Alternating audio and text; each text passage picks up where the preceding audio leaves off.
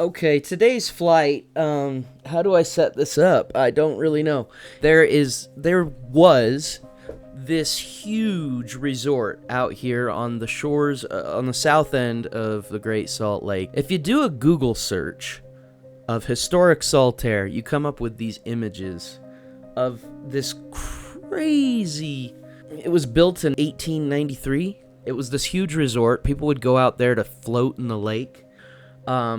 And it burned down in the 20s. They rebuilt it, I think, in the 50s, and it existed as a resort a little bit longer before it finally burned down. I'm going to link to some videos that show that. And then there's also Carnival of Souls, a horror movie that was shot here. The director, there is a link to his introduction. He describes looking at this crazy building abandoned out in the middle of nowhere and the stark contrast of the dark building and the white sand, and it just caused him to formulate this idea for this horror movie. Anyway, Saltair.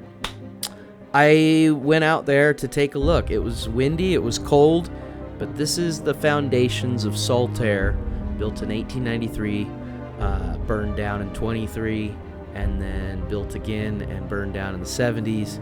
And this is the historic grounds, the cemetery of Saltair. Enjoy.